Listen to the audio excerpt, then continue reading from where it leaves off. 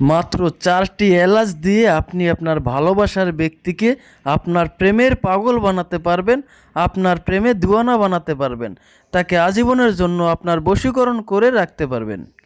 ইহা অত্যন্ত পাওয়ারফুল একটা বশীকরণ টোটকা। ইহা আমার বহুবার পরীক্ষিত একটা টোটকা।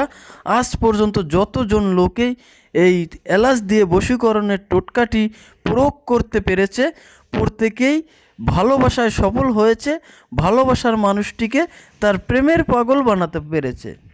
নিয়ম জানতে অবশ্যই আপনাকে সম্পূর্ণ ভিডিওটি দেখতে হবে এবং ভিডিওটি শেয়ার করে আপনার টাইমলাইনে রেখে দিবেন, যাতে করে প্রয়োজনের সময় আপনি এই ভিডিওটি দেখে সঠিকভাবে সঠিক নিয়মে এই টোটকাটি প্রয়োগ করে আপনার ভালোবাসার ব্যক্তিকে আপনি কাছে পেতে পারেন।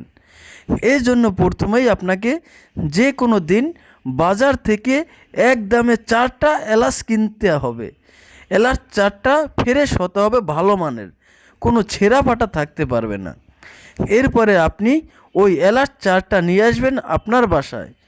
এরপরে যে কোনো একটা শনিবার দিন সকালে 8টা থেকে 10টা সময়ের মধ্যে আপনি এই এলাচ 4টা আপনার ডান হাতে নিয়ে বসবেন এবং একটা আগরবাতি জ্বালাবেন আর একটা মোমবাতি জ্বালাবেন। এরপরে আমার দেয়া মন্ত্রটি আপনি 4বার পাঠ করে এই এলাচ 4টিতে মোট 4টি ফু দিবেন। একবার পাঠ করে একটা ফু দিবেন, আরেকবার পাঠ করে আরেকটা ফু দিবেন, এভাবে 4বার পাঠ করে 4টি ফু দিবেন। মন্ত্রটি আমি সরাসরি আমার বই থেকে ছবি তুলে এই ভিডিওর শেষে স্ক্রিনে দিয়ে দিব, আপনারা মন্ত্রটা দেখে নেবেন।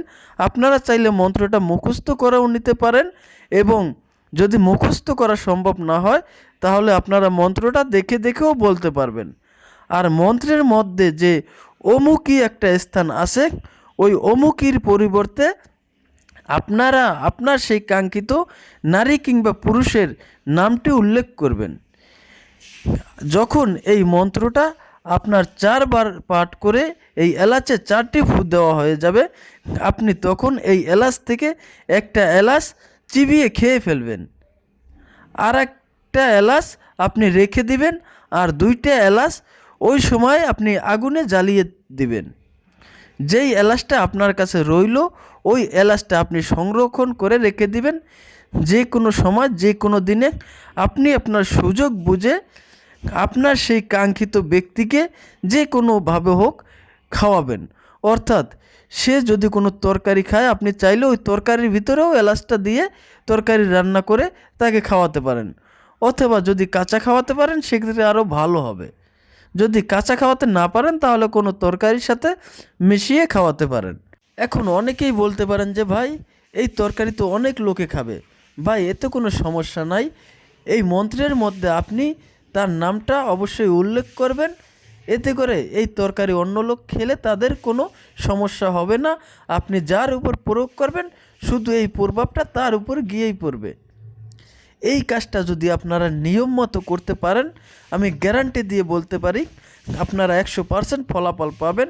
আপনার ভালোবাসার মানুষটি আপনার প্রেমের পাগল হবে, আপনার কাছে ছুটে আসবে, সে যেখানেই থাকুক না কেন অবশ্যই অবশ্যই আপনার সাথে যোগাযোগ করবে। ইহা অত্যন্ত পাওয়ারফুল একটা বশীকরণ টোটকা। যারা আমার ফেসবুক পেজ থেকে ভিডিওটি দেখছেন তারা অবশ্যই পেজটি ফলো দিয়ে দেবেন এবং যারা ইউটিউব চ্যানেল থেকে ভিডিওটি দেখছেন তারা অবশ্যই চ্যানেলটি সাবস্ক্রাইব করে দেবেন। ধন্যবাদ সকলকে, ভালো থাকবেন, সুস্থ থাকবেন, আসসালামু আলাইকুম।